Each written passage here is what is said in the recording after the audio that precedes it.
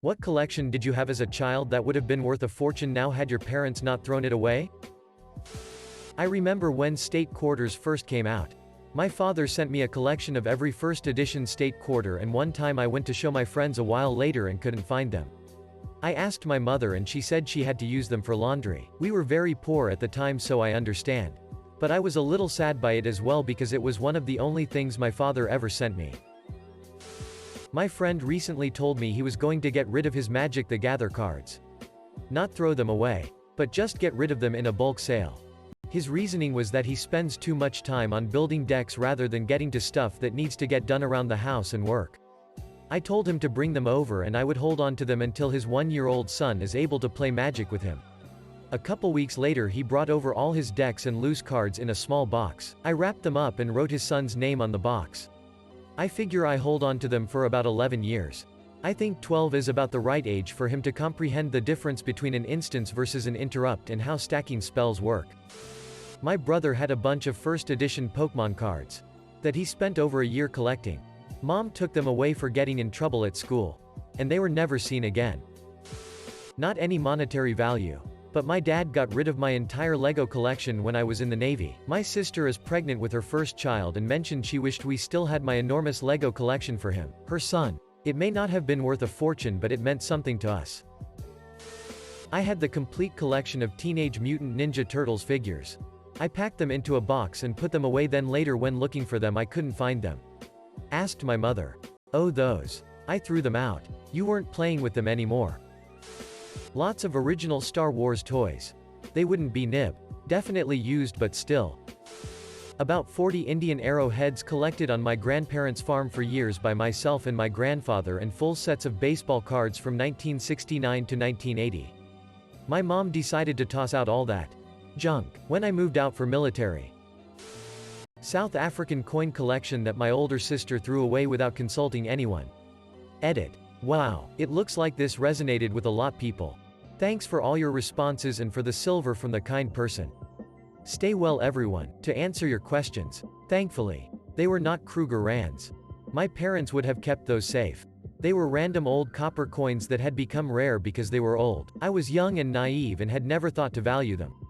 They may not have been worth that much at the time, but they were valuable to me for sentimental reasons. They may have been worth a few hundred each by now. Who knows? My sister was into different things at the time, so I don't think she had any clue about coin collecting. It was very mean to throw out my stuff, and I think she realized this later on, but I don't resent her for it because we all make mistakes. Edit 2. Thanks for all the warnings and DMS about the Nigerian prince offer. You restored my faith in the goodness of people. I realized it was a scam-style post but played along for fun. Sorry for causing concern. These scams are dangerous and are the cause of people losing their life savings. Thanks for staying vigilant. Nearly all of the first 24 editions of virtually every Marvel series. From the Fantastic Four to Spider-Man, including the Amazing Tales in which he was introduced, to Iron Man, the Hulk, Thor, SGT, Fury and his Howling Commandos. Basically all of them. At a comic book store I was once looking at some collector's editions of those comics priced at about $1,500 to $2,400. I said to the clerk, "Man, I used to have all of these." The clerk, whom I'm sure was Matt Groening's model for Comic Book Man, without even looking up said in a bored voice, "Do you know how many times a day I hear that?" Geez. After my mom died, my dad met this crazy Jehovah's Witness bitch, and one thing led to another. About a month before my high school graduation we got into a huge fight over something and she burned my collection of old D&D books and Magic cards. Complete collections. Every first edition book in good condition signed by Gigax. Guess my brother knew him at some point. The real kicker? I rode the wave of the original Magic the Gathering launches back in the day. Complete sets of the original series through Homelands? All burnt to a crisp. Every once in a while when I want to be depressed about never being able to retire I look up the card values. Edit. For the curious. This was almost 25 years ago. I don't even know if the crazy bitch was still alive honestly. I had every single Beyblade released in the US until I went to college and my mom gave them away to a worthy cause.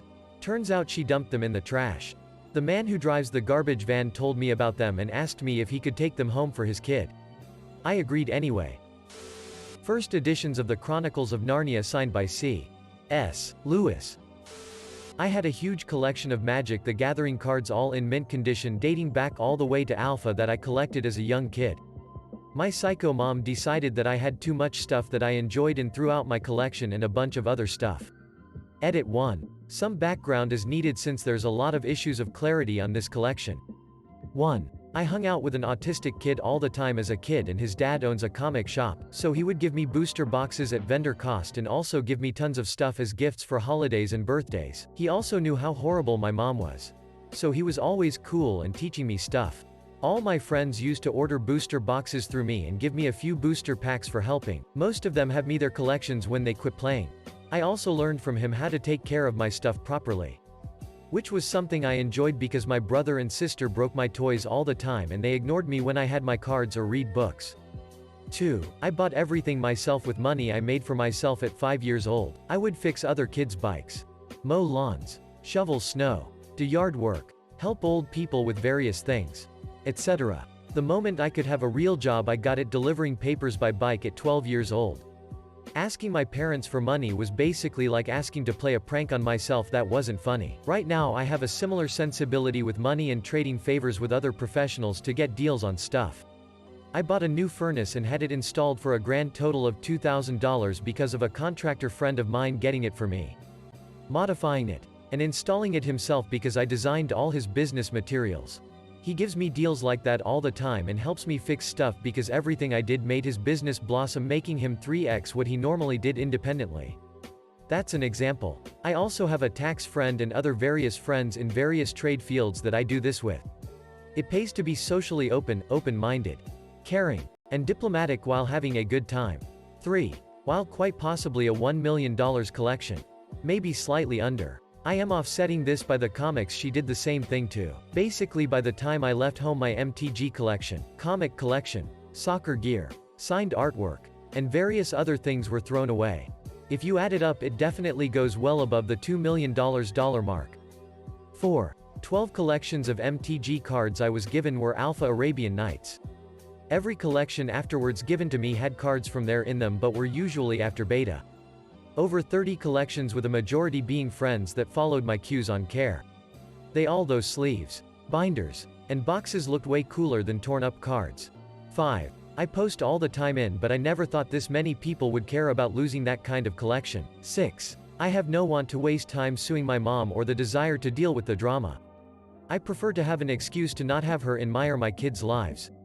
I also don't talk to her much or let her in my kids' lives.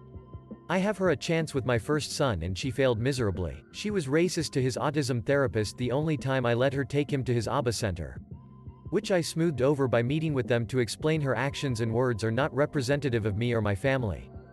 Her excuse was that things were too easy for me, so she tried to screw it up so I'd have to drive an hour away to the next best acceptable facility. She doesn't care. She's just that horrible type of parent that doesn't want you to be better off than she was at any point in your life. 7. My mom was way worse than just doing this. It wasn't done for any reason other than she hated that I was a strong-willed person that questioned everything when she wanted to control everything and everyone around her. So when I see people say she arbitrarily did it, she knew it would hurt, traumatize me and possibly give up and fall in line with being the nobody she wanted me to be. 8. I feel for anyone who had similar experiences. 9. I don't believe in revenge. I believe in karma. 10. I was not going to sell my entire collection in college. I was going to sell a few of the expensive cards I had more than 5 copies of. I was planning to save the rest for when they were so expensive I'd feel bad touching them. 11. My mom ruined a scholarship for studying abroad in high school where my room and board were paid for already and I would have a job tutoring English for extra money. She also spent my grandparents' money that was set aside in my college account as my inheritance. Got me injured playing soccer, costing me to lose a full ride to a university that won national titles every year I would have attended. Intentionally tried to sabotage me from being able to go to class in college. Lied to family, constantly causing them to harass me about stuff I knew nothing about, and many other things I don't care to reminisce about. Edit 2. Wow, this blew up. Thanks for the compliments and well-wishing. I tried to comment back to as much as I could. I know I might have missed a few. Edit 3. Feel free to DM me so we can talk if you want to. I always enjoy talking to new people. I never technically owned it, but I got to see it once. My grandfather's comic book collection. He would be 92 if still alive. It's in a chest in the original family home. Inherited by a hoarder who will probably lose it all someday. Honestly, better than that is the huge luggage trunks the family brought to the States when moving from Czechoslovakia in the 1800s. They are in the same attic. Edit. 1. My father's side of the family is mostly Czech. My mother's side is an American mutt. I used Czechoslovakia for geographic reasons, not national historical. Americans generally don't know nor care.